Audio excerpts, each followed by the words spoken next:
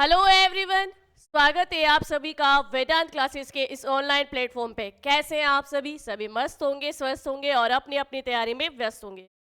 चलिए, पिछली क्लास में हम लोगों ने जो आनुवंशिकी वाला चैप्टर स्टार्ट कर लिया था, उस जेनेटिक्स के अंदर हम लोगों ने जो मेंडल से संबंधित कुछ नियम है, 3 नियम जो है उससे संबंधित हमने कुछ परिभाषाएं देखी। जैसे कि जीन क्या होता है, लक्षण क्या होता है, समयुग्मजी किसे कहते हैं, विषम युग्मजी क्या होते हैं, विकल्पी क्या है, उन सब के बारे में पढ़ा। और साथ ही साथ में फिर हमने देखा था कि एकल संकर क्रॉस जो है, मतलब एक ही लक्षण को लेकर जब जनक पीढ़ी में क्रॉस करवाया जाए तो उससे उत्पन्न होने वाली संतति जो है उनके क्या रिजल्ट है वो हमने पिछली क्लास में देख लिया।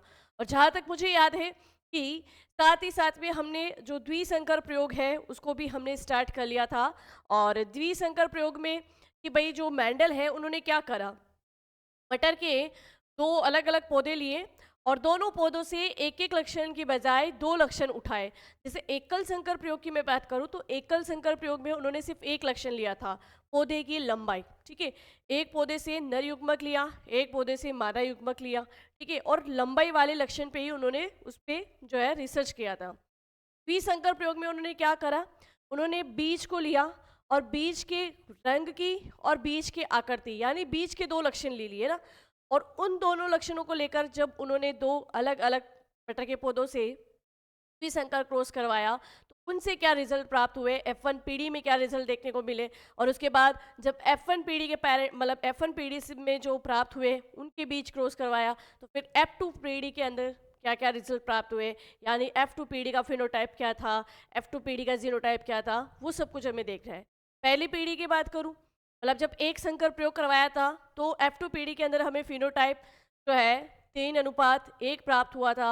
और जो जीनोटाइप था वो हमें 1:2:1 प्राप्त हुआ था। तो आज वैसे ही हम ये द्विसंकर प्रयोग को भी देखेंगे, डी हाइब्रिड क्रॉस के बारे में भी पढ़ेंगे। तो चैप्टर हमारा वही है, आनुवांशिकी जेनेटिक्स, उसी को आगे कंटिन्यू कर रहे हैं।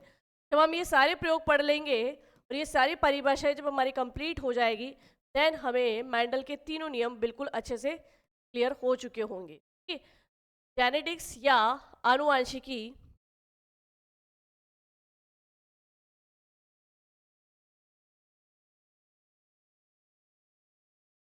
चलिए, जेनेटिक या आनुवंशिकी में मैं बात करूं तो हम बात करेंगे किसके ऊपर कि भाई द्विसंकर प्रयोग, डी हाइब्रिड क्रॉस, द्वि संकरण प्रयोग, संकरण प्रयोग को हम कह सकते हैं हाइब्रिड क्रॉस,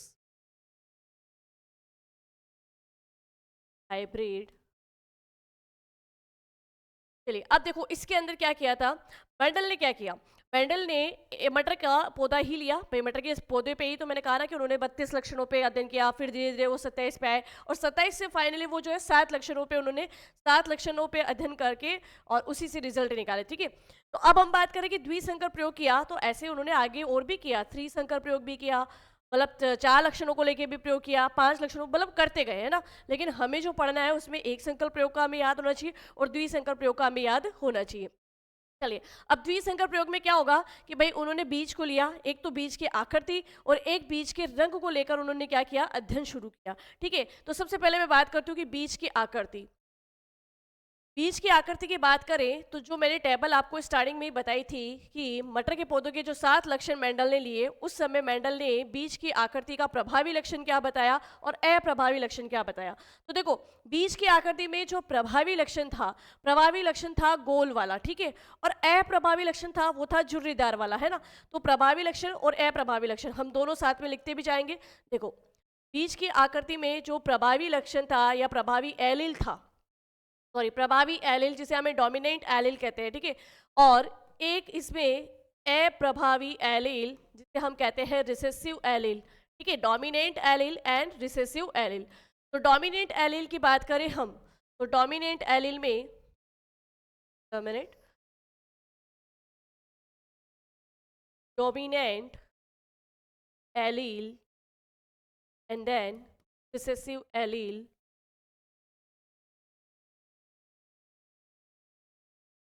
ठीक है, तो देखो, जब बीज की आकृति की बात आई तो डोमिनेंट एलील में बीज कैसा भाई, बीज गोल, और इस गोल के लिए, गोल को हम बोल सकते हैं राउंडेड, तो राउंडेड के लिए हम जो है यहाँ पर लेंगे कैपिटल आर। क्या लेंगे भाई? Capital R. ठीक है, राउंडेड शेप, राउंडेड शेप है ना। ठीक है, चलिए। और जो अप्रभावी एलील था वो था झुर्रीदार, झुर्रीदार यानी हम कह सकते हैं रिंकल्ड, रिंकल्ड। और जो रिंकल्ड है इसके लिए हम ले सकते हैं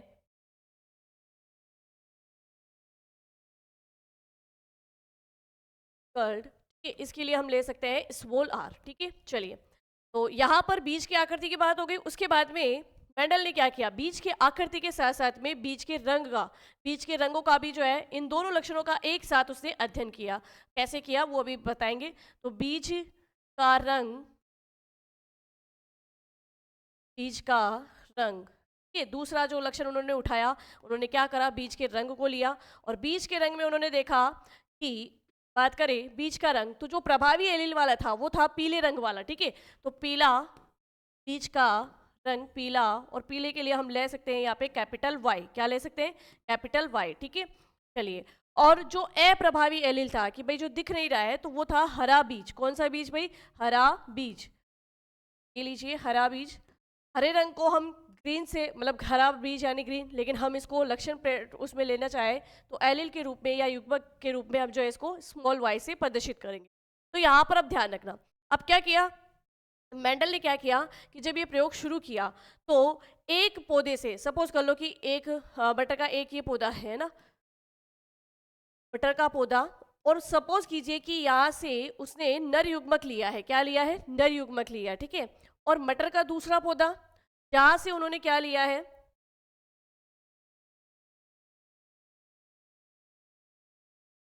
चलिए देखो, एक तो मटर का ये पौधा, ठीक है, और मटर का ये दूसरा पौधा। ठीक है, अब यहाँ से इन्होंने क्या किया? इन्होंने, हम बात करें मटर के दूसरे पौधे की, तो यहाँ से इन्होंने मान लो कि मादा युग्मक लिए। तो जब इस पौधे से लिया तो इस पौधे से उन्होंने क्या करा? बीज का पीला रंग ले लिया और बीज की आकृति ले ली गोल। क्या ले ली? बीज का पीला रंग ले लिया और बीज की आकृति ले ली गोल। तो हम लिख सकते हैं कि यहाँ पर इस वाले पौधे से, तो मैं इसको क्या कर सकती हूँ? मैं इसको इस तरीके से, अगर यहाँ मैं इसको इस तरीके से, भाई बटर का पौधा है तो P1 है ना, पीस यानी बटर होता है। ठीक है, तो ये लो मैंने इसको लिख दिया P1 और इसको लिख दिया P2। ठीक है, अब पहले जब इससे लिया, इससे जीन लिए, तो इससे इससे जीन कैसे प्रकार के जीन लिए ना?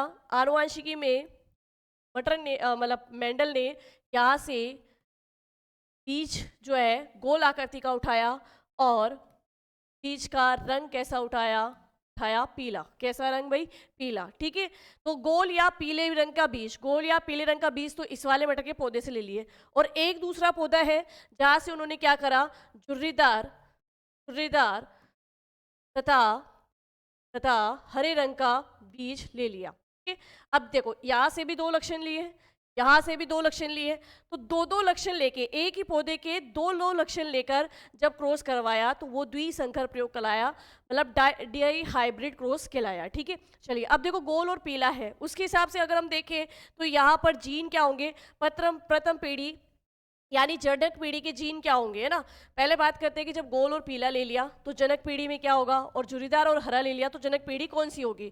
तो देखो यहाँ बात करते हैं जनक पीढ़ी यानी पेरेंट पीढ़ी, पेरेंट जनरेशन, जनक पीढ़ी, जिसको हमने क्या नाम दिया था? P1। ये P1 और वो P2 अलग है भाई, वो मैंने बटर के पौधे के हिसाब से लिखा। ठीक है, जनक पीढ़ी यहाँ पे P1 का मतलब है पेरेंट्स जनरेशन फर्स्ट। ठीक है, जनक पीढ़ी की बात करें तो यहाँ पर जनक के रूप में क्या आएगा भाई? जैसे देखो गोल आया, ठीक है, गोल आया तो ये राउंडेड शेप। ठीक है, और यहाँ पर पीला लिखा तो ये कैपिटल वाई। ठीक है, अब देखो मैंने दो दो एलील क्यों लिखे हैं? क्योंकि इस गोल के अगर मैं बात करूँ, गोल और पीला दो लक्षण लिए तो जीन जो है इस तरीके से ही होगा, जीन की कोडिंग इसी तरीके से होगी। ठीक है, चलो जुरीदार में देखें तो जुरीदार में ये देखो रिंकल के लिए मैंने स्मॉल आर बताया था और ग्रीन के लिए मैंने कहा था कि स्मॉल वाई। ठीक है, चलो अब देखो इन दोनों जीनों को लेकर, है ना, जब इन दोनों जीन के बीच में क्रॉस करवाया, मतलब इन दोनों जनक पीढ़ी के बीच में जब क्रॉस करवाया तो लक्षण क्या प्रकट हुए?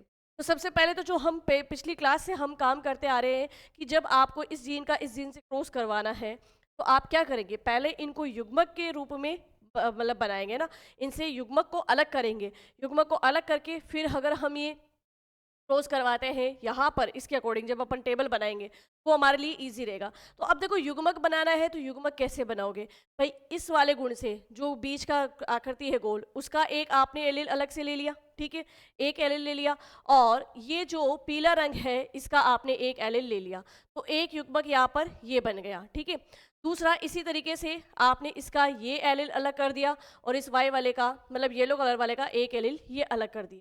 तो जनक पीढ़ी में यहाँ से अब ये जो अलग अलग हुए ये आपके क्या कहलाए, ये कहलाए युग्मक या गैमेट्स। क्या कहलाए भाई, युग्मक या गैमेट्स, ठीक है। और ये द्विसंकर प्रयोग है, इसलिए एक जीन में मतलब दो लक्षणों की दो लक्षणों के प्रकट होने के लिए हमने यहाँ पे दो दो एलील का एक जीन लिया है, ठीक है। तो गैमेट्स हो गया ये। अब देखो इसी तरीके से जब आप इसमें करोगे तो स्मॉल आर वाई और स्मॉल आर और ये वाई। चलो अब ये युग्मक आ गए, अब युग्मक आ गए, इनका जब आप क्रॉस करवाओगे तो आपको F1 पीढ़ी प्राप्त होगी। अब F1 पीढ़ी के लिए क्या क्या करना है, सभी को पता है कि भाई इसका जो क्रॉस है वो इससे करवा दीजिए, इसका क्रॉस इससे करवा दीजिए, जैसे ही इसका क्रॉस इससे करवा दो और इसका इससे करवा दो। तो आपको पता है कि F1 पीढ़ी के अंदर जो नीचे रिजल्ट आने वाले हैं चारों के अंदर किस तरीके का आएगा, किस तरीके की F1 पीढ़ी के अंदर हमें रिजल्ट मिलेंगे। तो देखो F1 पीढ़ी के रिजल्ट की मैं बात करूं, थोड़ा इसको मैं छोटा करके लिख देती हूँ। चलिए देखो, इससे जब आपने किया तो रिजल्ट आया आर और capital Y, capital R, small R, capital R, small R, capital Y, small Y, यानी कि रिजल्ट क्या आया भाई, प्रभावी लक्षण क्या था, गोल, तो ये प्रभावी लक्षण गोल हो गया, और पीला जो है वो प्रभावी लक्षण में था तो पीला हो गया, ठीक है। और जबकि ये जो अप्रभावी लक्षण के एलील है वो साथ में है पर अपना लक्षण प्रकट नहीं होने देते, ठीक है। तो F1 पीढ़ी के अंदर जो भी हमें रिजल्ट प्राप्त होगा गोल वे पीले, क्या होंगे भाई, गोल वे पीले, ठीक है। अब देखो इसका इससे करा दिया, अब इसका इससे वापस करवाओगे यही रिजल्ट प्राप्त होना है, capital R, small R, capital Y, small Y, ठीक है। इसका इससे करवाएंगे, देन सेम चीज, capital R, capital R, small R, capital Y, small Y, ठीक है। यानी F1 पीढ़ी में जो भी हमें रिजल्ट प्राप्त होते हैं या F1 पीढ़ी में जो भी संतति होती है वो 100% क्या है, प्रभावी लक्षणों वाली होती है। क्या होती है भाई, 100% प्रभावी लक्षणों वाली होती है। ये चीज़ हमने इसका मेंडल का जो एकल संकर प्रयोग देखा था वहाँ पर भी देखा था। तो देखो यहाँ पर F1 पीढ़ी में क्या हुआ, F1 पीढ़ी के अंदर 100 के 100% जो है हमें प्रभावी लक्षणों वाले जो है वो जीन प्राप्त हुए हैं। क्लियर हो गई बात। चलिए अब इसके बाद क्या करना है, जब F1 पीढ़ी तक यहाँ तक प्रोसेस हो गया तो अब हम क्या कराएंगे, F1 पीढ़ी के एक एक युग मतलब जीन को लेंगे और उसके बीच क्रॉस करवाएंगे। तो F1 पीढ़ी के जीन में जब आप क्रॉस करवाते हो तो जैसे मैंने F1 पीढ़ी का एक जीन ये ले लिया, ठीक है, और एक जीन ये ले लिया, क्योंकि समान रूप से ही प्राप्त हुए थे, चारों जीन एक ही जैसे थे, ठीक है। चलिए अब देखो ये ले लिया, अब इनके बीच क्रॉस करवाना है। अब इनके बीच क्रॉस करवाने के लिए आपको क्या करना है, सबसे पहले युग्मक बनाने हैं। और देखो युग्मक बनाने हैं तो यहाँ पर प्रत्येक से, इससे भी और इससे भी 4 युग्मक बनेंगे। कैसे समझना, अगर मैं इस लक्षण को लूँ, इस लक्षण को लूँ तो इसका मैं क्या ले सकती हूँ, कैपिटल आर, ठीक है। और अगर मैं रंग वाला लक्षण उठाऊं तो यहाँ पर देखो क्या क्या संभावनाएं बन सकती है। इस कैपिटल आर के साथ में ये कैपिटल वाई भी आ सकता है, ठीक है। और इस कैपिटल आर के साथ में ये स्मॉल वाई भी आ सकता है। भाई ऐसा कोई ज़रूरी तो नहीं है कि कैपिटल आर के साथ हमेशा कैपिटल वाई वाला एलिल ही आए, ठीक है। हमने इधर से एक एलिल लिया या इधर से हम कह दें कि एक एलिल, ये कैपिटल प्रभावी लक्षण वाला एलिल उठाया तो प्रभावी लक्षण वाले के साथ में प्रभावी लक्षण वाला एलिल भी आ सकता है और अप्रभावी लक्षण वाला एलिल भी आ सकता है, ठीक है। तो 2 युग्मक तो आपके ये बने गए।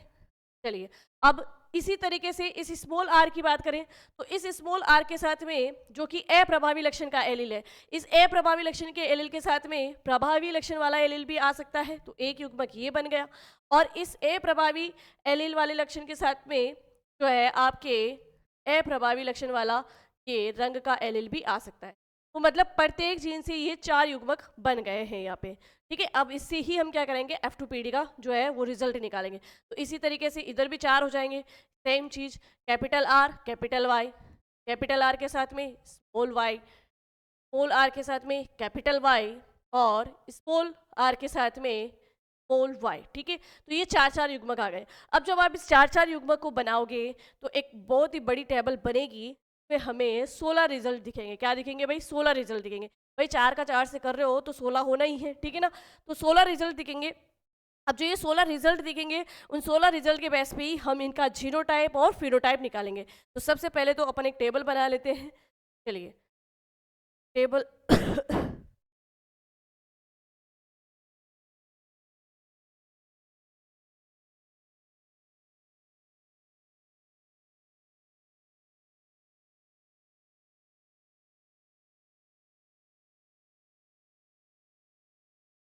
कि यहाँ पर हम जो हमारे ये 16 रिजल्ट लेने वाले हैं उसका हम क्या करेंगे, यहाँ पर एक टेबल बनाएंगे, ठीक है।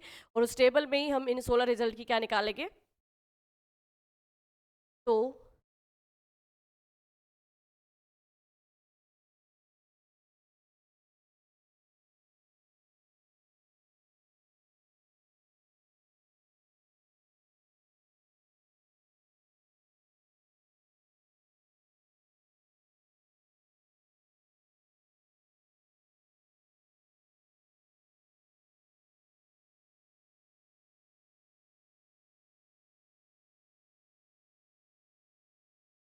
अब देखो टेबल तो हमारे पास बन गई। हमने क्या करना है कि जो हमने F1 पीढ़ी में युग्मक प्राप्त करे हैं उन चारों युग्मक को यहाँ पे लिख लेते हैं। जैसे कि हमने पहले जो जीन है, इस पहले जीन से हमने जो युग्मक प्राप्त किया उसको मैं यहाँ लिख रही हूँ। जैसे पहले जीन के युग्मक क्या क्या थे भाई, पहले जीन के युग्मक की बात करूँ तो कैपिटल आर कैपिटल वाई वाला था, कैपिटल आर के साथ में स्मॉल आर वाला था, ठीक है, सॉरी स्मॉल वाई वाला था, कैपिटल आर स्मॉल वाई वाला था। ऐसे ही यहाँ पर मैं देखूँ तो capital R sorry small R capital Y small R small Y, ठीक है। तो 4 युग्मक हमने ये पहले F1 पीढ़ी के अंदर मैं बात करूँ तो इसके ले लिए। सपोज करो हमने इसके उठा लिए। अब इससे आगे अगर मैं बात करूँ तो इधर वाले अब इसके उठाने हमें इसके 4 युग्मक लेने, तो इधर हमने इसके 4 युग्मक यहाँ लिख लिए। तो सेकंड वाले के 4 युग्मक मैंने इधर लिख दिए। सेम चीज़ capital R capital Y capital R small R capital Y small R और स्मॉल वाई, ठीक है। अब जब इनके बीच आप क्रॉस कराओगे तो आपके पास में क्या क्या रिजल्ट आएंगे वो एक बार अच्छे से देखना, ठीक है। चलो अब देखो जब इसको करवाते हैं तो यहाँ से इसका इससे है ना, इसका इससे तो क्या आ जाएगा भाई, कैपिटल आर कैपिटल वाई, इसका इससे करवा दो कैपिटल वाई स्मॉल वाई। समझ में आई बात? करते जाना है आपको भी, क्योंकि आप capital R small R capital Y capital R capital Y, ठीक है। चलिए अब इसका इससे करवाएंगे तो capital R capital Y small Y, का इससे कैपिटल आर स्मॉल वाई, इसका इससे capital R capital Y small Y, फिर कैपिटल आर स्मॉल आर, चलिए स्मॉल वाई का इससे करवा देंगे capital R small R capital Y, इसका इससे capital R small R capital Y small Y, का इससे capital R small R capital Y small R capital Y small Y, का इससे capital R small R capital Y small Y, इसका इससे capital R small Y, का इससे small capital small, का इससे स्मॉल स्मॉल, ठीक है। चलो अब इस तरीके से इनके जो है हमने इसका जो क्रॉस करवाया उससे हमारे को ये रिजल्ट प्राप्त हुए ना, ये 16 रिजल्ट प्राप्त हुए। अब देखो इन 16 रिजल्ट में हमें बाहरी रूप से ये लक्षण देख के इसका फिनोटाइप बताना है ना।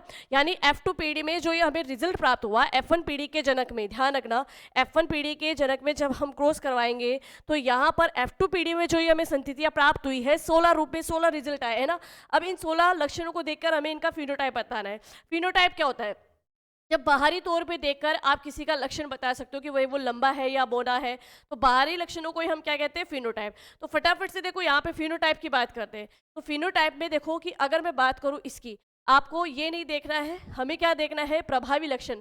प्रभावी लक्षण क्या होता है, प्रभावी लक्षण है कि गोल प्लस पीला। प्रभावी लक्षण क्या है, गोल प्लस पीला, ठीक है। अब उसमें शुद्ध अशुद्ध अभी नहीं जाना है ना, फिनोटाइप के लिए हम शुद्ध अशुद्ध को नहीं देखते, सिर्फ हमें रिजल्ट क्या देखना है कि गोल है और पीला है, ठीक है। तो देखो पहला रिजल्ट देखो गोल और पीले का, पहला रिजल्ट है यहाँ पर गोल और पीले का, एक तो ये रहा गोल और पीला, एक हो गया, ठीक है। उसके बाद में देखो ये भी गोल और पीला, भाई ये स्मॉल वाई आया, लेकिन ये तो अप्रभावी लक्षण का है तो इसका तो प्रभाव प्रकट नहीं होगा, लेकिन इस कैपिटल वाले वाई का इसका प्रभाव तो प्रकट होगा ना। तो ये गोल और पीला, तो दूसरा ये हो गया। तीसरा देखो ये भी क्या है, गोल और पीले का ही है, भाई है ना, गोल और पीले का। चौथा ये देखो ये भी गोल और पीले का है।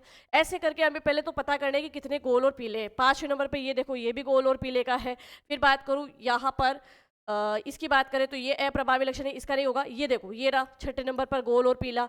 इसके अलावा और बात करें हम गोल और पीला, ये रहा गोल और पीला, ठीक है। तो ये 7वें नंबर पे गोल और पीला। यहाँ देख लो ये भी 8वें नंबर का गोल और पीला हो गया। इसके अलावा अगर मैं बात करूँ ये रहा 9वें नंबर पे ये गोल और पीला।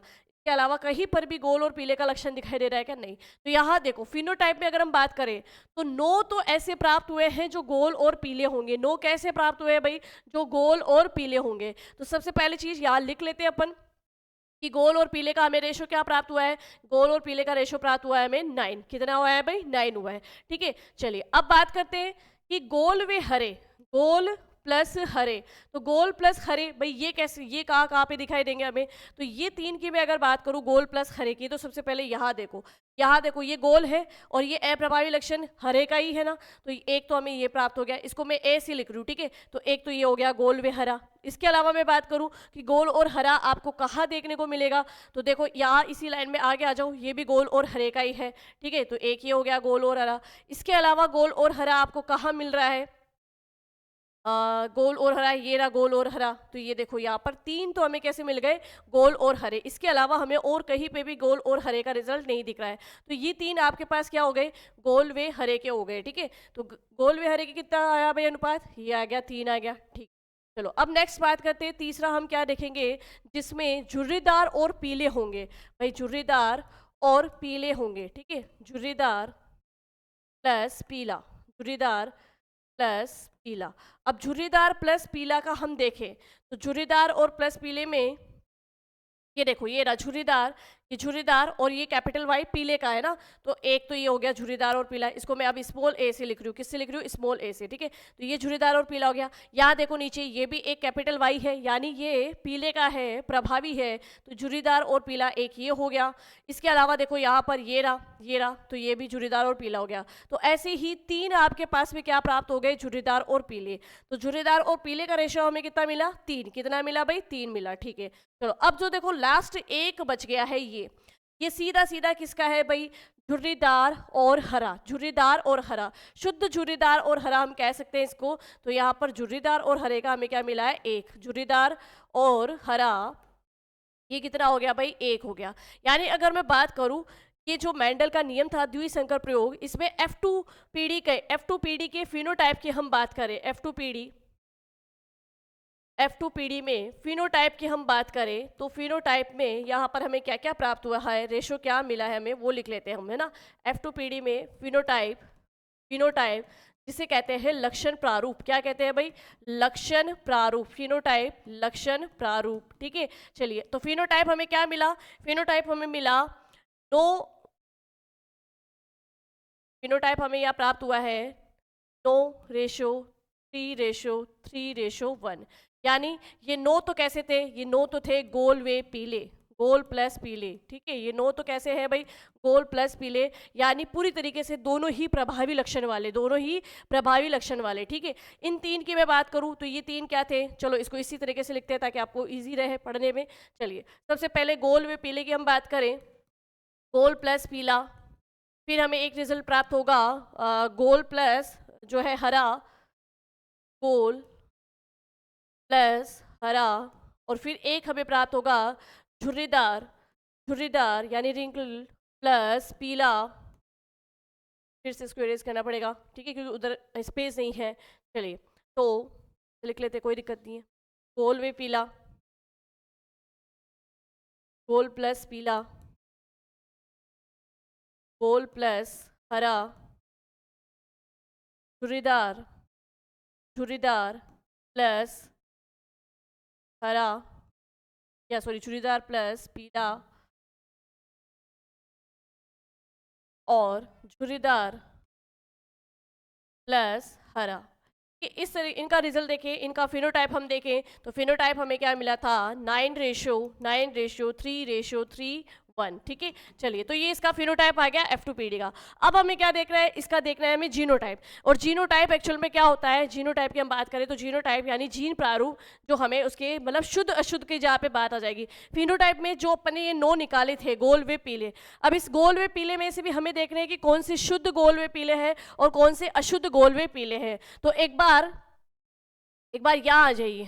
यहाँ जब आप आते हो तो यहाँ पर एक चीज़ देखना कि आपको जो है, मैं एक चीज़ बताती हूँ कि अशुद्ध गोल एवं पीले। सबसे पहले हम अशुद्ध गोल एवं पीले की बात कर लेते हैं ना। तो देखो इस लाइन से यहाँ से जाओ आप, यहाँ से जब आप जा रहे हो इस लाइन को ऐसे बिल्कुल, अगर हम बात करें सीधा ये, ठीक है, थोड़ा सा ये मेरे टेबल के साइज में मैंने सही नहीं लिया, बाकी ये देखो कि बिल्कुल जिसको हम कहते हैं विकर्ण वाली स्थिति, विकर्ण वाली स्थिति में ये चारों रिजल्ट देखो, ये किसके हैं भाई, अशुद्ध गोल वे पीले। ये क्या है, अशुद्ध गोल वे पीले, क्योंकि इनके साथ में एक एक अप्रभावी लक्षण वाले एलील भी बैठे हैं। तो ये चार तो क्या हो गए, अशुद्ध गोल वे पीले। ठीक है, ये समझ में आ गए। अब उससे भी पहले एक चीज ध्यान रखना, शुद्ध गोल वे पीले का रिजल्ट सिर्फ हमें ये एक दिखाई दे रहा है, इसके अलावा हमें इन पूरी इस टेबल में कहीं पे भी शुद्ध गोल वे पीले का एक भी जीन प्रारूप हमें दिखाई नहीं दे रहा है। ठीक है, तो देखो जीन प्रारूप भी हम साथ के साथ में लिखते हैं, F2PD का जीन प्रारूप। तो F2PD के जीन प्रारूप या जीनोटाइप क्या होगा, तो F2PD का जीनोटाइप, जीनोटाइप यानी कि जीन प्रारूप, जीनोटाइप जीन प्रारूप। तो देखो सबसे पहले इस जीनोटाइप या जीन प्रारूप में हम किसको देखेंगे, इस जीनोटाइप या जीन प्रारूप में हम सबसे पहले जो हमारे पास में क्या हो गया,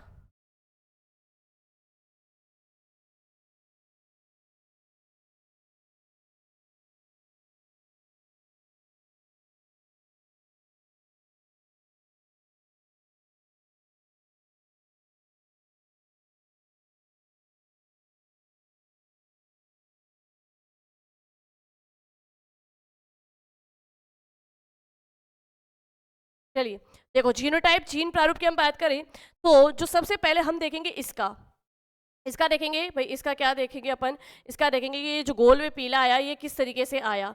तो गोल व पीले के लिए हम क्या कर सकते हैं, चलो इस गोल व पीले के लिए हम सबसे पहले जाएंगे किस पर, कि जो हमने ये जो 9 हमारे पास रिजल्ट आए हैं, इन 9 में से हमें ये देखना है कि कौन कौन से जो है शुद्ध रूप से गोल व पीला है। तो शुद्ध रूप से गोल व पीले की मैं बात करूं तो देखो शुद्ध रूप से गोल में पीला तो सिर्फ हमें ये एक ही मिला है। तो यानी इस 9 का, अगर इस 9 वाले से हम रेशियो स्टार्ट करें तो सबसे पहले शुद्ध गोल में पीला कितना आया भाई, 1 आया। कितना आया, शुद्ध गोल में पीला 1, कितना हो गया 1। ठीक है, चलिए उसके बाद में हम बात करते हैं, उसके बाद में हम यहाँ पर देखें कि अब ऐसे कौन से हैं जो शुद्ध गोल तो होगा, मतलब शुद्ध गोल में पीला तो 1 आ गया है ना। अब बात करते हैं कि अशुद्ध गोल में पीले कौन से हैं। तो अशुद्ध गोल में पीले की अगर हम बात करें तो ये 4 आपके पास में अशुद्ध गोल एवं पीले हैं। इसके अलावा मैं बात करूं कि शुद्ध गोल, और उसी के साथ में मैं बात करूं कि 2 ऐसे लक्षण जिसमें शुद्ध गोल तो होगा और शुद्ध गोल के साथ में एक अप्रभावी एलील भी होगा और शुद्ध पीला भी होगा। तो देखो एक तो ये, इस वाले की हम बात करें, यहाँ पर सॉरी इसकी बात करें हम तो ये शुद्ध गोल है, शुद्ध गोल है, इसके साथ में एक एलील शुद्ध पीले का भी है, लेकिन एक एलील कैसा है, अप्रभावी एलील का है। ठीक है, इसी की जैसे अगर हम बात करें तो ये दोनों देखो एक जैसे है ना, शुद्ध गोल है, शुद्ध पीले है, लेकिन एक अप्रभावी एलील के लक्षण के साथ में बैठा है। तो ये कितने हो गए, ये हो गए 2, तो ये आ गया 2 का रेशो। ठीक है, चलो इसी की तरह का अगर हम बात करें, इसी तरीके से हम यहाँ बात करें तो यहाँ देखिए ये शुद्ध गोल का है और ये शुद्ध पीले के हैं, लेकिन ये अशुद्ध मतलब जो है झुर्रीदार वाला है वो यहाँ पर बैठा है। तो इस तरीके के हमें कहाँ पे मिलेंगे, इस तरीके की मैं बात करूँ तो ये हो गया आपके तरीके का एक और, ये तरीके का एक और है तो कहाँ पर है, देखते ये रहा। ठीक है, तो यहाँ पर ये कितने हो गए भाई, ये हो गए आपके 2। तो 1:2 अनुपात तो ये, और साथ में फिर ये वाली लाइन से मैंने आपको बताया, ये देखिए जिसमें एक एलील शुद्ध का एक एलील अशुद्ध का, तो 1:2:2:4, तो इनका 9 का आ गया। किसका आ गया, 9 का आ गया। अब बात करते हैं ये 3 जो गोल और हमें मिले, जो गोल और हमें मिले थे उन गोल और हलों में शुद्ध कितने हैं और अशुद्ध कितने हैं। तो देखो, गोल व हरे में बात करें तो गोल व हरे का एक तो ये रहा, ठीक है, गोल व हरे का एक तो ये रहा, और गोल व हरे का और कहाँ है, गोल व हरे का एक ये रहा, और बात करें गोल व हरे का तो गोल व हरे का एक ये रहा, ठीक है। अभी देखो इन तीनों में से, इन तीनों में हम बात करें गोल व हरे में, तो शुद्ध रूप से गोल व हरे का तो ये एक ही है, इसके अलावा अशुद्ध रूप से गोल व हरे के ये दो है, यानी इसका रेशियो क्या आ गया, 1:2। क्या आ गया भाई, 1:2। इस तीन का मैंने बताया है 1:2, ठीक है। चलिए अब बात करते हैं इस वाले तीन की, जिसमें झुर्रीदार व पीला है। तो झुर्रीदार व पीले में भी आपको क्या देखना है कि पहले तो शुद्ध झुर्रीदार व पीला कितना है। तो शुद्ध झुर्रीदार एवं पीले की बात करें तो शुद्ध झुर्रीदार एवं पीला सिर्फ ये एक है, ठीक है, ये एक दिख गया। इसके अलावा झुर्रीदार और पीला ये भी है, ठीक है, जो कि अशुद्ध रूप से है। इसके अलावा एक झुर्रीदार और पीला ये भी है जो कि अशुद्ध रूप से है। तो इसका भी रेशो सेम ही आया है, 1:2 क्या आया है, 2 आया है, 1:2 आया है, ठीक है। तो इसका भी हो गया झुर्रीदार और पीले का। अब देखो झुर्रीदार और हरा ये तो एक ही है, और ये एक ही किस रूप में है भाई, शुद्ध रूप में है। जो हमने कहा देखा ये रहा, ये रहा शुद्ध रूप में, ये एक ही हरा, मतलब झुर्रीदार और हरा जो है वो मिला है। तो इस तरीके से जो है द्विसंकर प्रयोग में ये F2PD का जीनोटाइप आ गया, एक 1:2:2:4:1:2 और यहाँ पर भी रेशो 1, 2 और 1, ठीक है। तो ये जो यहाँ तक है ये तो इन 9 का रिजल्ट है, ये 1:2 जो इन 3 का रिजल्ट है, ये 1:2 इस 3 का रिजल्ट है, और ये 1 इसका रिजल्ट है। इस तरीके से F2PD का जीनोटाइप भी हमने निकाल लिया। समझ में आ गई बात। चलिए तो यहाँ पर जो है मेंडल का ये द्विसंकर प्रयोग भी कंप्लीट हुआ। अब द्विसंकर प्रयोग को पहले से फिर से समझ लेना कि द्विसंकर प्रयोग में क्या किया मेंडल ने द्विसंकर प्रयोग में क्या किया था। द्विसंकर प्रयोग में मेंडल ने किया था कि मटर के 2 अलग अलग पौधे लिए और प्रत्येक पौधे से 2 लक्षणों को उठाए, ठीक है, और उन 2 लक्षणों में जब क्रॉस करवाया तो जो जनक पीढ़ी हमने ली, उस जनक पीढ़ी से हमें जो है 2-2 जीन प्राप्त हुए, और उन 2-2 जीन से हमें 4-4 युग्मक प्राप्त हुए F1 पीढ़ी के अंदर। F1 पीढ़ी में जो भी संतति प्राप्त हुई उसमें 100% जो रिजल्ट था, 100% रिजल्ट यही रहा कि सारे के सारे जो संतति प्राप्त हुई वो 100% कैसी थी, गोल वे पीली, ठीक है। चलो प्रभावी लक्षणों वाली थी, मतलब F1 पीढ़ी के अंदर जो संतति प्राप्त होती है वो 100% ही प्रभावी लक्षणों वाली होती है, ठीक है। फिर F1 पीढ़ी से हमने जनक को उठाया और वहां से जब हमने उनके युग्मक अलग करे तो 4-4 युग्मक प्रत्येक से अलग हुए, और उन 4-4 युग्मक का जब क्रॉस करवाया तो 16 रिजल्ट हमारे सामने आए, और उन 16 रिजल्ट में से हमने उनका फिनोटाइप और जीनोटाइप देखा। तो ये द्विसंकर प्रयोग कंप्लीट हो गया। क्लियर हो गई ये बात। चलिए अब आगे बढ़ते हैं। आगे बढ़े तो मेंडल के इस आनुवंशिकी वाले चैप्टर के अंदर एक और आता है परीक्षण क्रॉस। ये परीक्षण क्रॉस क्या होता है, टेस्ट क्रॉस किसे कहते हैं। देखो परीक्षण क्रॉस क्या था कि मेंडल ने जो ये रिसर्च किया था, इन्होंने जब मटर के पौधे पे ये अध्ययन किया था तो ये इतने ज़्यादा फेमस नहीं हुए थे उस समय, इनके प्रयोगों की इतनी चर्चा नहीं हुई थी, और ना ही इनको इतना कुछ ऐसी उपाधियाँ वगैरह मिली। मतलब इनके प्रयोग इन्होंने खुद ने देखे और अपनी बुक में इन्होंने अपने प्रयोगों का जो अध्ययन किया था उसका रिजल्ट लिख दिया। बाकी ये उस समय इतनी चर्चा में नहीं थे, किसी का ध्यान नहीं गया था, और किसी ने इनके रिजल्ट को जो है, इनके प्रयोगों को जो है विज्ञान में इतनी मान्यता नहीं दी थी।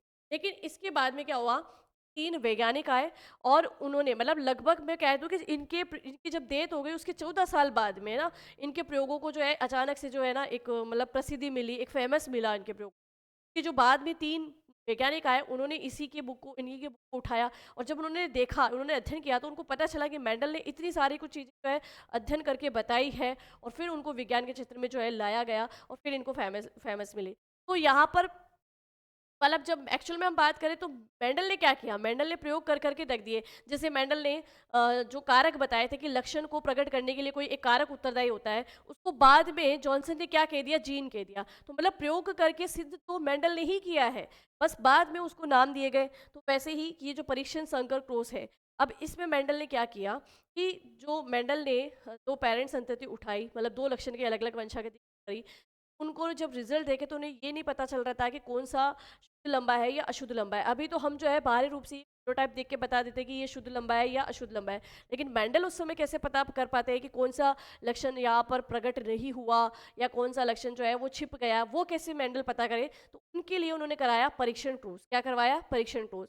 तो नेक्स्ट देखो मेंडल के आनुवंशिकी में एक ये भी इंपॉर्टेंट है, परीक्षण क्रॉस, टेस्ट कोर्स बोलते हैं इसको, परीक्षण कोर्स या टेस्ट कोर्स। अब ये परीक्षण क्रॉस या टेस्ट क्रॉस एक्चुअल में है क्या। मेंडल ने क्या किया, मेंडल ने सबसे पहले एक काम किया। मेंडल ने क्या किया, एक तो लिया यहाँ पर शुद्ध लंबा पौधा। क्या लिया? लंबा, ठीक है। यहाँ पर मेंडल ने शुद्ध लंबा पौधा लिया और इस लंबेपन के लक्षण को, जैसे कि सपोज कर लो कि एक मटर के पौधे से, मैं यहाँ ए लिख देती हूँ, और एक मटर का पौधा है बी। इस ए वाले मटर के पौधे से शुद्ध लंबेपन के जीन को ले लिया, ये काम किया। और दूसरे जो है से उन्होंने बोनेपन बोनेपन वाले दूसरे मटर के पौधे से, ये जो बी वाला मटर का पौधा है, इससे इन्होंने बोनेपन का जीन ले लिया। या ऐसे सपोज कर लो कि इस वाले पौधे से इन्होंने ये नर युग्मक ले लिया और इस वाले पौधे से इन्होंने ये मादा युग्मक की जीन ले ली। अब ये चीज कर, अब इन्होंने क्या कराया, इसका क्रॉस करवाया। इसका क्रॉस करवाया तो इस क्रॉस से इनको क्या रिजल्ट प्राप्त हुआ है, देख सबसे पहले तो हम इसको क्या करेंगे, युग्मक में डिवाइड करेंगे। ये क्या है भाई, ये तो है जीन। जब ये इस तरीके से, तो समझ लो ये क्या है, जीन। अब इनको हम इसमें क्या करेंगे, युग्मक में कन्वर्ट करेंगे। युग्मक में कन्वर्ट कर दिया, इनको अलग अलग कर दिया, और अलग अलग करने के बाद में जब इनका क्रॉस करवा के हमने रिजल्ट देखा तो हमें रिजल्ट क्या प्राप्त हुआ, जैसे कि सपोजली ये रिजल्ट हमें मिले। में रिजल्ट क्या था कि शुद्ध से लंबा, शुद्ध जो पौधे हैं, है ना, कि F1 पीढ़ी को जब अपन ने देखा तो F1 पीढ़ी में ये 100% प्रभावी लक्षण वाले रिजल्ट प्राप्त हुए। 100% प्रभावी लक्षण वाले रिजल्ट प्राप्त हुए, 100% प्रभावी लक्षण। देखो, जब मेंडल ने एक ही लक्षण को लेकर और पौधों के युग्मकों के बीच में जब संकरण करवाया तो F1 पीढ़ी में जो भी संतति प्राप्त हुई उसमें आप खुद देख सकते हैं कि ये टी वाला कौन सा है भाई, प्रभावी लक्षण वाला है, और ये स्मॉल टी क्या है भाई, अप्रभावी लक्षण वाला है। जो रिजल्ट हमें प्राप्त हुआ उसमें सारे के सारे 100% कौन से है भाई, प्रभावी लक्षण वाले है ना, क्योंकि इसका तो क्या होता है, प्रभाव प्रकट ही नहीं होता है, इसका प्रभाव प्रकट ही नहीं होता है। या हम ये कह सकते हैं कि ये जो प्रभावी लक्षण वाला एलिल है, ये इस वाले एलिल का प्रभाव प्रकट ही नहीं होने देता है, इसको अप्रभावित रखता है, ठीक है। बट ये रिजल्ट तो प्राप्त हो गए, लेकिन उस समय फिनोटाइप तो नहीं पता था, जीनोटाइप भी नहीं पता था। वेंडल ने सिर्फ बाहरी तौर पर देखा, जब इन दोनों पौधों के बीच में क्रॉस करवाया, युग्मकों में क्रॉस करवाया, और जब ये पौधे प्राप्त हुए तो मेंडल ने सिर्फ इनके बाहरी रूप को देख के ये पता किया कि सारे पौधे लंबे प्राप्त हुए, सारे पौधे क्या हुए, लंबे प्राप्त हुए। लेकिन मेंडल ये नहीं बता पाए कि इसमें से कौन से अशुद्ध है और कौन से शुद्ध है। वो कैसे पता करे कि कौन से शुद्ध पौधे लंबे हैं और कौन से अशुद्ध लंबे पौधे, वो बाहरी रूप से देखकर मेंडल पता नहीं कर पाए। तो अब उन्होंने क्या करा, उन्होंने किया कि जो ये रिजल्ट प्राप्त हुआ F1 पीढ़ी के जनक, अब इस F1 पीढ़ी के जनक में कौन सा लक्षण प्रभावी रहा और कौन सा लक्षण अप्रभावी रहा, ये चेक करने के लिए उन्होंने क्या करा, इस F1 पीढ़ी की एक जनक को लिया, यानी F1 पीढ़ी के एक जनक को लिया यहाँ पर इस तरीके। ये जो F1 पीढ़ी में हमें संतति प्राप्त हुई है वो देखिए, यही है ना प्रभावी लक्षणों वाली। तो F1 पीढ़ी का एक जनक ले लिया। अब उन्होंने ये देखा कि कौन सा लक्षण अप्रभावी रहेगा, उसके लिए उन्होंने क्या करा, का फिर से एक क्रॉस करवाया, और फिर से एक क्रॉस क्या करवाया, इन्होंने एक पौधे के बोनेपन के लक्षण को ले लिया, ठीक है। ये F1 पीढ़ी से प्राप्त है और ये एक अलग से पौधे से बोनेपन के लक्षण को ले लिया। अब जब इनके बीच में क्रॉस करवाया तो सबसे पहले तो इनके युग्मक बना दो, है ना, ये तो जीन है, इनके युग्मक बना दिए। अब हम इसके क्रॉस करवाएंगे तो ईजी रहेगा हमारे लिए, ठीक है। चलिए अब देखो, जब इसका इससे करवाया तो रिजल्ट प्राप्त हुआ ये, इसका इससे करवाया तो रिजल्ट प्राप्त हुआ ये, का इससे करवाया तो रिजल्ट प्राप्त हुआ इस तरीके से, और इसका इससे करवाया तो रिजल्ट प्राप्त हुआ इस। और जब हम ये खुद रिजल्ट देखते हैं तो हमें पता चलता है कि 50% तो प्रभावी लक्षण वाले थे और 50% जो है वो अप्रभावी लक्षण थे, यानी 50% पौधे लंबे थे और 50% पौधे जो है वो बोने हैं। 50% लंबे और 50% बोने, 50% जो है बोने पौधे प्राप्त हुए। तो उन्हें पता चल गया कि भाई अगर हम बात करें कि F1 पीढ़ी के संतति में अगर आप क्रॉस करवाते हो तो इससे आगे हमें 50-50% दोनों का ही क्या आ सकता है, लक्षण आ सकते हैं। यहाँ से पता चलता है कि जैसे कि दो अलग अलग युग्मक लेते हैं, एक नर का एक मादा का, तो उनसे जो संतति उत्पन्न होगी उसमें मतलब पॉसिबिलिटी है कि 50% पिता के गुण आ सकते हैं और 50% जो है माता के गुण आ सकते हैं। समझ में आ गया, डिपेंड करता है कि कौन सा लक्षण ज़्यादा प्रभावी मतलब प्रकट हो सकता है, ठीक है। तो ये पॉसिबिलिटी बनती है कि 50% मतलब बच्चा पिता जैसा हो सकता है, 50% माता जैसा हो सकता है। चलो, तो ये कहलाया परीक्षण क्रॉस। क्या कहलाया, परीक्षण क्रॉस।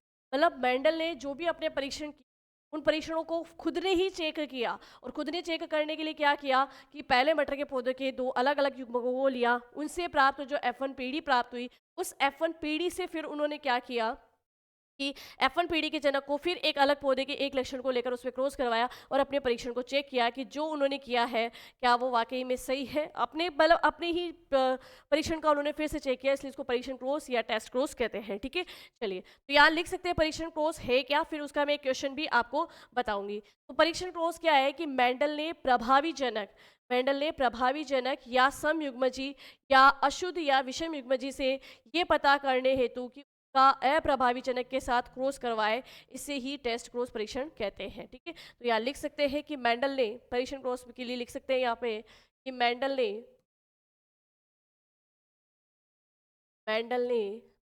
ने सबसे पहले क्या किया, मेंडल ने सबसे पहले किया प्रभावी जनक, है ना। तो मेंडल ने प्रभावी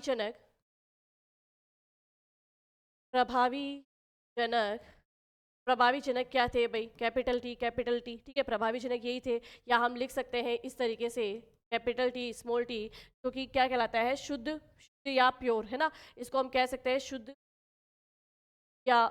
या प्योर समयुग्मजी, है ना, शुद्ध या प्योर समयुग्मजी। अब शुद्ध या प्योर समयुग्मजी की बात आए तो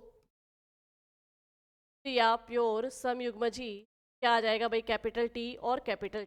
ठीक है, तो मेंडल ने प्रभावी जनक, ठीक है, कैपिटल टी या शुद्ध या प्योर या समयुग्मजी है। ठीक है, तो प्रभावी जनक तो यही है भाई। ठीक है, या अशुद्ध या विषम युग्मजी है भाई, इनका ही तो पता करना था कि प्रभावी जनक है कौन से। प्रभावी जनक या तो समयुग्मजी वाले हैं या विषम युग्मजी वाले हैं। इन दोनों का पता करने के लिए उन्होंने क्या करा कि अप्रभावी जनक के साथ में क्रॉस करवाया। ठीक है, तो या अशुद्ध मतलब जो है अशुद्ध या विषम युग्मज कि प्रभावी जनक कौन सा है, मेंडल ने ये पता करने के लिए, देखो मेंडल का जो ये प्रयोग था, इसमें ये जो रिजल्ट प्राप्त हुआ, अब इसमें ये देखना चाहते थे कि प्रभावी जनक है कौन सा, है ना, समयुग्मजी वाला है या विषम युग्मजी वाला है। ये पता करने के लिए कि भाई प्रभावी जनक कौन सा है, तो इसके लिए उन्होंने क्या करा, अशुद्ध या इम्प्योर बोल सकते हैं हम, अशुद्ध या विषम युग्मजी बोले तो भाई कैपिटल टी और स्मॉल टी। कैपिटल टी और स्मॉल, यहाँ पर कि विषम युग्मजी, ये पता करने के लिए लिख लो, या ये पता करने हेतु उन्होंने अप्रभावी जनक के साथ में क्रॉस करवाया। ये पता करने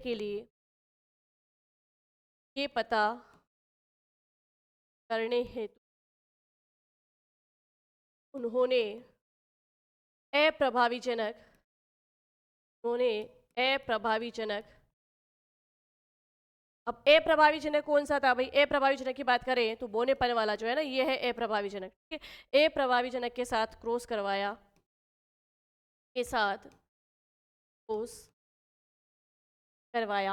और इसे ही हम क्या कहते हैं, टेस्ट क्रॉस या परीक्षण क्रॉस करवाया। यही टेस्ट क्रॉस या परीक्षण कहते हैं। ठीक है, चलिए ये था मेंडल का परीक्षण। ठीक है भाई, कहने का मतलब ये था कि मेंडल ने जब ये प्रयोग किया और ये संतति प्राप्त हुई, तो इनमें से वो ये चेक करना चाहते थे कि प्रभावी जनक है कौन सा भाई, समयुग्मजी वाला प्रभावी जनक है या विषम युग्मजी वाला प्रभावी जनक है। इसको चेक करने के लिए उन्होंने क्या करा, एक समयुग्मजी मतलब जो है, तो ये F1 पीढ़ी की जनक प्राप्त हुए, उसका एक अप्रभावी जनक के साथ में क्या करवाया, क्रॉस करवाया। जब क्रॉस करवाया तो उन्होंने जब रिजल्ट देखा तो उन्होंने कहा कि 50% तो प्रभावी के कारण है और 50% जो है अप्रभावी जनक के कारण है। मतलब दोनों के बराबर बराबर जो है गुण आएंगे, दोनों के क्या आएंगे, बराबर बराबर आएंगे, किसी एक का ज़्यादा नहीं, किसी एक का कम नहीं, दोनों के बराबर बराबर गुण आते हैं। यानी इस परीक्षण क्रॉस के रिजल्ट से उन्होंने ये सिद्ध किया कि जो बच्चा उत्पन्न होता है उसमें 50% पिता के गुण आएंगे और 50% ही माता के गुण आएंगे, यानी 50% पिता का युग्मक प्रभावी रहेगा और 50% माता का युग्मक प्रभावी रहेगा। परीक्षण क्रॉस से ये ही प्रदर्शित किया गया था। ठीक है, चलिए अब देखो एक्चुअल में एक क्वेश्चन जो इसमें बना है टेस्ट क्रॉस पे, वो टेस्ट क्रॉस पे क्वेश्चन क्या है आपका, क्वेश्चन है कि मेंडल के टेस्ट कोर्स के अनुसार सत्य है।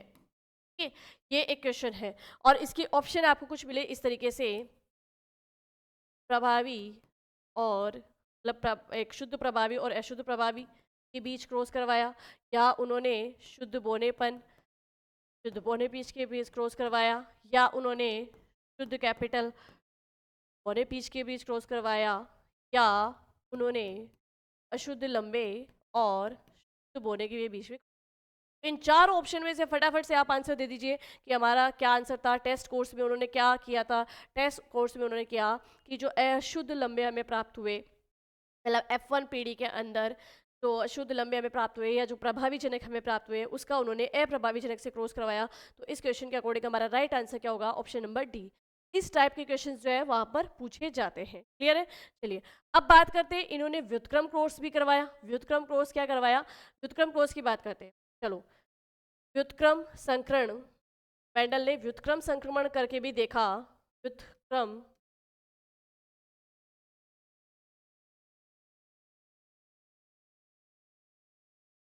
देखो, व्युत्क्रम क्रॉस में इन्होंने क्या करा, जैसे कि एक पौधा दो पौधे लिए मटर के ना, एक ए और एक बी। ए से एक बार उन्होंने नर युग्मक ले लिया और बी से उन्होंने मादा युग्मक ले लिया और उनके बीच क्रॉस करवाया। सेकेंड टाइम पे क्या करा कि जिस नर से पहले नर युग्मक लिए थे, अब उससे मतलब जिस पौधे से पहले नर युग्मक लिए थे, उसके अब क्या ले लिए? मादा युग्मक ले लिए। और से मादा युग्मक लिए थे, उससे अब क्या ले लिए? मादा मतलब जो है नर युग्मक ले लिए। तो इस तरीके से जब उन्होंने क्रॉस करवाया तो वो कहलाया व्युत्क्रम क्रॉस। क्या कहलाया? व्युत्क्रम संकरण, या जिसको हम कह सकते हैं रेसिप्रोकल क्रॉस। ठीक है, व्युत्क्रम संकरण की बात करते हैं। व्युत्क्रम संकरण रेसिप्रोकल रेसिप्रोकल जब इसकी बात करें तो उन्होंने क्या करा, जैसे सपोज करो कि ये दो पौधे हैं। अब इन दो पौधों में इन्होंने सबसे पहले क्या करा कि जैसे एक से नर युग्मक लिए, एक पौधे से नर युग्मक लिए, तो यानी ये लंबेपन वाले नर युग्मक ले लिए। ठीक है, और एक से मादा से जो है मतलब इस पौधे से मादा युग्मक ले लिए जो कि है बोनेपन के। जब इनके बीच इन्होंने जब इनके बीच ये व्युत्क्रम क्रॉस कर मतलब ये क्रॉस करके देखा तो इनको रिजल्ट क्या क्या मिले, जैसे टी का इस टी से किया रिजल्ट आया, टी को इस टी से किया तो ये रिजल्ट आया, टी को इससे किया ये रिजल्ट आया, या ये रिजल्ट आया। अब इन्होंने क्या करा? अपोजिट कंडीशन कर दी। अपोजिट कंडीशन क्या कर दी? पहले जिस पौधे से नर युग्मक लिए थे, अब उस पौधे के क्या ले लिए? मादा युग्मक ले लिए। ठीक है, तो अब इस पौधे के इन्होंने क्या ले लिए? मादा युग्मक ले लिए। ठीक है, और पहले जिस पौधे से मादा युग्मक लिए थे, उससे अब क्या ले लिए? नर के जीन लिए। ठीक है, या नर युग्मक। तो यहाँ पर जब इन्होंने इस तरीके से चेंज करके देखा, तरीके से चेंज करके देखा, तब भी इनको जो रिजल्ट मिले, उस रिजल्ट के आधार पे इन्होंने कहा कि लक्षणों की वंशागति चाहे मादा से कुछ भी आ जाए चाहे पिता से कुछ भी आ जाए, हमेशा समान ही रहती है। वो तो हम यहाँ पर रिजल्ट देख रहे हैं तो हमें भी साफ पता चल रहा है कि यहाँ पर लक्षणों की वंशागति जो है वो का प्रभाव नर या मादा मतलब से भी जो युग्मक आ रहे हैं उसका कोई प्रभाव नहीं पड़ेगा। यानी मेंडल ने वंशागति में लिंग की भूमिका जांचने हेतु कि कौन सा लिंग ज़्यादा प्रभावी है, तो लिंग की भूमिका जांचने हेतु उन्होंने व्युत्क्रम संकरण करवाया। और मेंडल को जब ये समान परिणाम प्राप्त हुए तो उन्होंने कहा कि यहाँ पर मतलब लक्षणों की वंशागति में लिंग की भूमिका नहीं होती है। क्योंकि देखो, एक बार उन्होंने प्रयोग किया कि दो मटर के पौधे लिए, यानी सपोज कर लो ये मटर का पौधा ए है और ये मटर का पौधा बी है। इस ए वाले से उन्होंने पहली बार तो नर युग्मक लिए, ठीक है, और बी वाले से उन्होंने मादा युग्मक लिया, इनके बीच क्रॉस करवाया, रिजल्ट प्राप्त हुआ ये। ठीक है, सेकंड टाइम क्या करा? कंडीशन अपोजिट कर दी। जिससे पहले जिस वाले ए वाले मटर के पौधे से जब उन्होंने पहले नर युग्मक लिए थे, उसी के अब उन्होंने क्या लिए? मादा युग्मक लिए। और जो बी वाला पौधा था जिससे इन्होंने मादा युग्मक लिए, उसके अब इन्होंने क्या लिए? नर युग्मक लिए।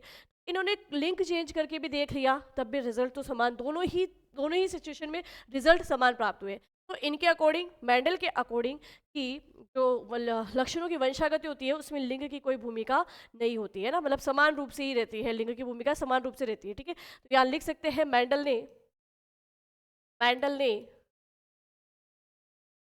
वंशागति मेंडल ने वंशागति में मेंडल ने वंशागति में लिंग की भूमिका लिंग की भूमिका जांचने हेतु लिंग भूमिका जांचने हेतु व्युत्क्रम संकरण व्युत्क्रम संकरण यानी कि रेसिप्रोकल क्रॉस व्युत्क्रम संकरण किया, व्युत्क्रम संकरण किया तथा समान समान रूप से परिणाम प्राप्त हुए तथा समान रूप से परिणाम प्राप्त हुए। चलिए, तो ये समझ में आ गया आपने कि ये दोनों चीजें याद रखनी है कि परीक्षण क्रॉस तो किया उन्होंने अपने ही रिजल्ट को चेक करने के लिए, है ना। परीक्षण क्रॉस तो उन्होंने अपने ही रिजल्ट, जो भी उन्होंने अनुसंधान किए थे, जो भी उन्होंने टेस्ट किए थे, उनका फिर से रीचेक करने हेतु उन्होंने परीक्षण क्रॉस किया था कि कौन सा जनक प्रभावी है, कौन सा अप्रभावी है, ठीक है। उसका उसका टेस्ट करने के लिए उन्होंने परीक्षण क्रॉस किया। जबकि लिंग के अंदर जो लक्षणों की बच्चों में जो लक्षणों की वंशागति होती है, तो उन वंशागति को चेक करने के लिए उन्होंने लिंग की भूमिका जांचने हेतु व्युत्क्रम संकरण करवाया। ये दोनों ही बहुत इंपॉर्टेंट है और ये आपको याद रखने हैं। चलिए, अब अपन क्या पढ़ेंगे, अब पढ़ेंगे हम मेंडल मेंडलवाद। क्या पढ़ेंगे, मेंडल मेंडलवाद, ठीक है। तो जब मेंडल एवं मेंडलवाद की बात करें तो मेंडल में सबसे पहले हम मेंडल से संबंधित कुछ जानकारी लेंगे, और मेंडलवाद की बात करें तो मेंडलवाद में हम जो है, चलिए नेक्स्ट लिखते हैं हम पहले मेंडल एवं मेंडलवाद। भाई मेंडल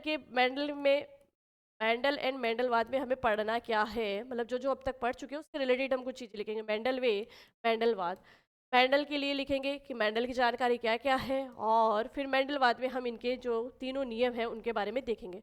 सबसे पहले देखो, मेंडल के लिए अगर हम बात करें तो मेंडल का पूरा नाम क्या है था। मेंडल का पूरा नाम था ग्रेगर जॉन मेंडल। ये जो ग्रेगोर है, ये इनको उपाधि दी गई थी। भाई जिस चर्च में ये पादरी के रूप में काम करते थे, तो वहीं पे इनको ये उपाधि दी गई थी ग्रेगोर की। तो ग्रेगोर इनके लिए एक उपाधि है, बाकी इनका नाम था जॉन मेंडल। क्या था, जॉन मेंडल, ठीक है। तो मेंडल का पूरा नाम, सबसे पहली चीज मेंडल का पूरा नाम, मेंडल का पूरा नाम ग्रेगोर ग्रेगोर जॉन मेंडल, ठीक है। ये जो ग्रेगोर है, ये उनकी क्या थी भाई, उपाधि थी। क्या थी, ये उपाधि थी, ठीक है। जन्म कब हुआ था, जन्म हुआ था 1822 में ऑस्ट्रिया के हेजेनडार्फ प्रांत के सिलीसियन, मतलब वहां पे इनका जो है जन्म हुआ था, ठीक है। तो जन्म के लिए लिख सकते हैं, जन्म हुआ था 1822 में। पता है कि इनके जीते जी तो इनके प्रयोगों को कोई मान्यता नहीं मिली थी, लेकिन इनके मरने के उपरांत यानी 16 साल बाद जब इनकी मृत्यु हुई थी, तो मतलब इनके 1884 में इनकी मृत्यु हुई थी, और उनके मरने के भी 16 साल बाद में जो है इनके प्रयोगों को जो है मान्यता दी गई है ना। मतलब इनके प्रयोग उसके बाद ज़्यादा फेमस हुए। जब ये खुद जिंदा थे तब तक इनको कोई फेमस नहीं मिली थी, इनको कोई प्रसिद्धि नहीं मिली थी, ठीक है। तो 1822 में ऑस्ट्रिया के में इनकी जन्म डेट भी आपको याद रखनी है, ठीक है। 1822 में ऑस्ट्रिया के हेजनडार्फ के सिलीसियन में, हेजनडार्फ के सिलीसियन में, चलिए यहाँ पर इनका जन्म हुआ था। और फिर हम बात करें कि इन्होंने अध्ययन क्या किया, तो भाई ये वनस्पति शास्त्र भी थे, मतलब बॉटनी में भी इन्होंने कुछ कर रखा था, भौतिक शास्त्र भी थे, और साथ ही साथ ये दर्शन शास्त्र की भी जो है, मतलब जब मटर के पौधे पे प्रयोग कर रहे थे उस समय ये फिलोसॉफी भी पढ़ रहे थे, है ना। दर्शन शास्त्र का भी इन्होंने अध्ययन किया था। तो इन्होंने अध्ययन, मतलब पढ़े तो बहुत है मेंडल, बहुत पढ़े हैं, और इन्हीं के प्रयोग थे भाई जो हम जो है आज विज्ञान में पढ़ रहे हैं, ठीक है। तो सब कुछ करा हुआ इन्हीं का ही था, लेकिन बाद में 3 वैज्ञानिक ने आके इनके प्रयोगों को मान्यता दिलाई, ठीक है। तो चलो, अध्ययन उन्होंने क्या क्या अध्ययन कर रखा था, वनस्पति शास्त्र थे ये, वनस्पति शास्त्र का अध्ययन अच्छा ज्ञान इनको था, भौतिक शास्त्र का इनको अच्छा ज्ञान था, मतलब बॉटनी या फिजिक्स का इनको बहुत अच्छा ज्ञान था, ठीक है। उसके अलावा इन्होंने दर्शन शास्त्र की भी जो है डिग्री ले रखी थी, फिलोसॉफी में भी इनकी कमांड थी, ठीक है। चलिए अब आगे बात करें कि मेंडल जो है ऑस्ट्रिया की ब्रून शहर का में एक चर्च थे, और वहाँ पर ये पादरी के रूप में कार्य करते थे, मतलब फादर के रूप में कार्य करते थे ना। तो ये ग्रेगोर जो है वहीं चर्च से इनको ये उपाधि मिली हुई है, ठीक है। तो मैं लिख सकते हैं मेंडल ऑस्ट्रिया में, मेंडल मेंडल ऑस्ट्रिया के शहर, मेंडल ऑस्ट्रिया के ब्रून शहर, मेंडल ऑस्ट्रिया के ब्रून शहर के चर्च में के चर्च में पादरी यानी फादर के रूप में, फादर के रूप में कार्य करते थे, ठीक है। और वहीं पे चर्च में कार्य करते करते ही वही के उद्यान में इन्होंने क्या करा, मटर के पौधे पे जो है अपने प्रयोग करना शुरू किया। इन्होंने मटर का पौधा ही क्यों चुना? मटर का पौधा इसलिए चुना क्योंकि एक तो मटर के पौधे का अगर हम बात करें तो जैसे जीवन काल जो है छोटा होता है ना, तो बहुत जल्दी रिजल्ट प्राप्त हो जाते हैं। सेकेंडली कि इनके इनके आसपास देखे तो मटर का पौधा ही था, उस उद्यान में मटर का पौधा ही था, तो इनके लिए सहूलियत भी थी, कहीं और नहीं जाना पड़ा, उसी चर्च में रहते हुए, उसी उद्यान में रहते हुए जो इन्होंने अपने रिजल्ट देख लिए, और रिजल्ट जल्दी मिल रहे थे इनको। तो ये एक रीज़न रहा था कि मटर का पौधा इन्होंने क्यों चुना, ठीक है। अब लिख सकते हैं कि अपने चर्च के उद्यान में, नेक्स्ट लिखेंगे अपन, अपने चर्च के उद्यान में, अपने चर्च के उद्यान में मटर के पौधे, और इस मटर के पौधे का देखो वैज्ञानिक नाम भी पूछा जाता है ना, तो अपने चर्च के उद्यान में मटर के पौधे, और इसका बॉटनिकल नेम है पाइसम सेटाइवम। क्या है? पाइसम सेटाइवम, ठीक है। तो बॉटनिकल नेम पाइसम सेटाइवम। तो देखो हो सकता है कि वहां पर ऑप्शन में आपको ये पाइसम सेटाइवम डायरेक्ट दे दिया जाए, तो आपको याद रखना है इसका बॉटनिकल नेम है पाइसम सेटाइवम। तो अपने चर्च के उद्यान में मेंडल ने मटर के पौधे यानी पाइसम सेटाइवम पर ही जो है संकरण के प्रयोग प्रारंभ किए।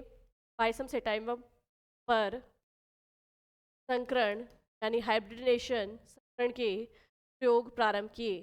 संकरण के प्रयोग प्रारंभ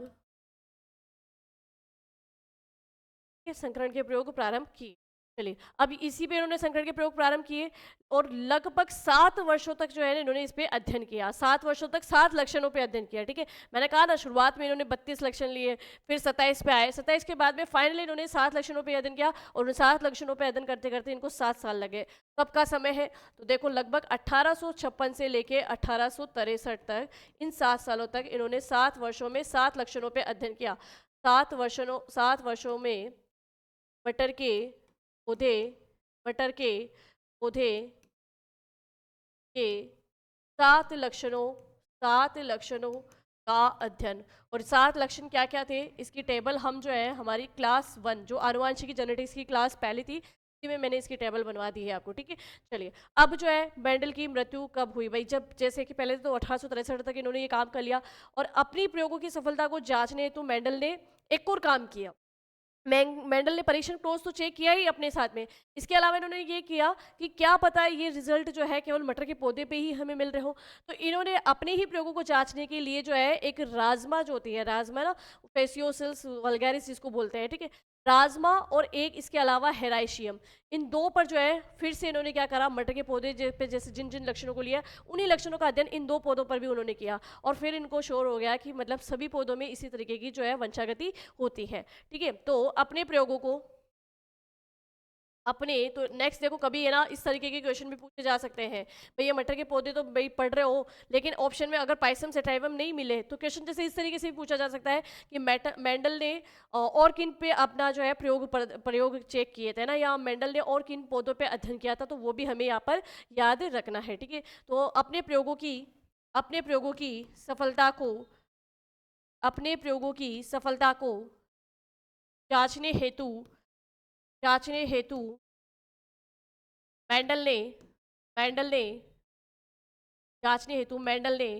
राजमा, राजमा के से भाई ये जो राजमा है हम लोग बना के भी खाते हैं ना, तो फेसियोलस, इसका बॉटनिकल नेम है फेसियोलस वल्गेरिस। क्या है? फेसियोलस वल्गेरिस, फेसियोलस, फेसियोलस वल्गेरिस, ठीक है। और इसके अलावा मैं बात करूँ वे, तो जो अब मैं बात कर रही हूँ कि जिसकी हम बात कर रहे हैं हेराइशियम, हेराइशियम एक घास है, ठीक है। तो वहाँ देखो उद्यान था, तो उद्यान के आसपास तो घास भी होगी, तो ये घास है हेराइशियम, तो इस घास पे भी उन्होंने अध्ययन किया था, ठीक है, जिसे हाकवीड भी कहते हैं। हेराइशियम, हेराइशियम,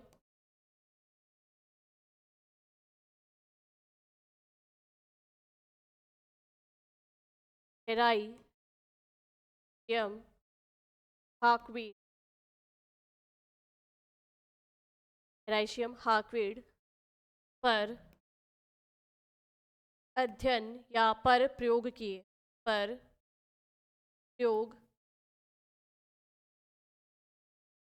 यानी मटर के पौधे पे जितने भी लक्षणों का इन्होंने जो अनुसंधान किया, उसको इन्होंने अपना ही रिजल्ट वापस चेक करने के लिए 2 अन्य पौधों पर वे सेम वही लक्षणों पर इन्होंने फिर से क्या किया, प्रयोग किए। ठीक है, चलिए, तो यहाँ पर ये कंप्लीट हुआ। इसके बाद में जो है हम अपनी अगली क्लास में देखेंगे कि मेंडल के कार्यों को जो है किस बुक के अंदर उन्होंने, अपनी इस बुक के अंदर जो लिखा, जो भी इनके प्रयोग थे। फिर इस बुक को आगे जाके 3 वैज्ञानिकों ने पढ़ा, और जब 3 वैज्ञानिकों ने इस बुक को पढ़ा तो वाकई में उनको लगा कि मेंडल बहुत कुछ करके गए थे।